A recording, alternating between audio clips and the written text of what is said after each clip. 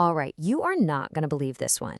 We're diving into the absolutely wild feud between two of the biggest names in podcasting, Joe Rogan and Marc Maron. And believe me, it involves cats, accusations of fascism, and a bizarre brain parasite. Let's get into it. But hey, before we get into the madness, if you're into this kind of breakdown, do us a huge favor and smash that subscribe button. It helps us keep making these. Okay, let's just start with the single weirdest part of this whole story. On his show, Joe Rogan drops this little gem about people with outdoor cats, and you just know he had someone specific in mind. So who's he calling weird? And what in the world is toxo? Well, this bizarre claim is actually our doorway into a much, much deeper fight. So let's unpack this whole toxo takedown. Yeah, you heard that right.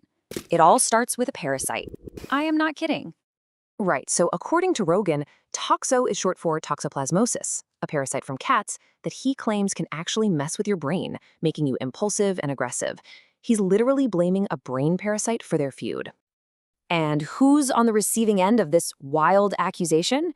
None other than Marc Maron, another absolute podcasting pioneer who just so happens to be a massive cat lover. So Rogan is pretty much saying Maron's own cats are making him crazy. But come on, is this fight really about cats and parasites? Of course not.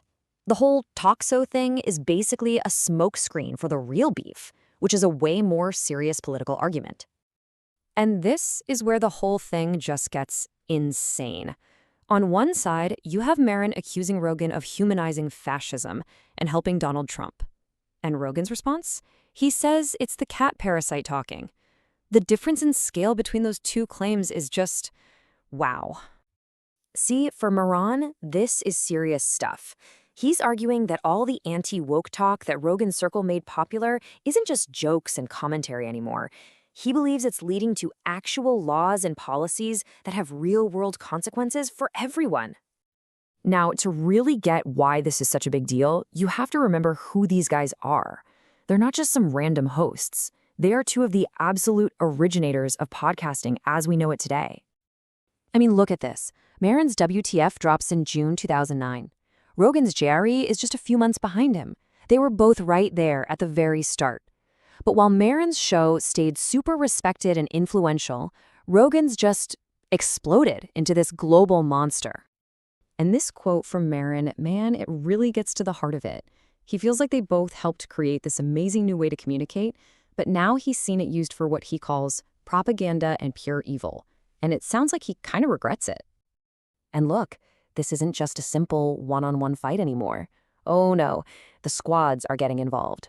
Both of these guys have a ton of friends and allies in the comedy world, and they're all getting dragged into this. So now we've got battle lines being drawn. On Team Maron, you have comedian Tim Heidecker just dismissing Rogan's show as boring. And in Rogan's corner, his buddy Tony Hinchcliffe is firing right back, calling their critics mentally ill people. And Hinchcliffe takes it even further, claiming Maron's side is straight up calling us Nazis. You know when that word gets thrown around, the gloves are completely off. This thing has gotten toxic. So what does Rogan think is really going on? Well, he has his own theory. He calls his successful circle of friends a walled garden, and basically says Maron is just jealous because he's not in the club.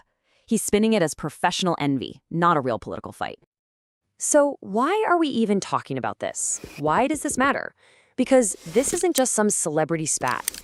This feud actually hits on some of the biggest questions we have about media, power, and influence today. When you really boil it down, this isn't about cats or comedy clubs. It's a fight over what responsibility creators have in this new media world that they themselves helped build. I mean, just think about the scale here. These guys aren't just telling jokes. They're independent creators who have audiences of millions, often bigger than major news networks. Their words carry some serious weight. And that leads us to the final, really crucial question. When entertainers have this much power and reach, what's their responsibility? Where do you draw that line between just talking and having a real, tangible impact on politics and society? So what do you think? Is Rogan just an entertainer who can say whatever he wants? Or is Maron right to call him out for the impact he's having? We really want to know your take. Drop it in the comments below.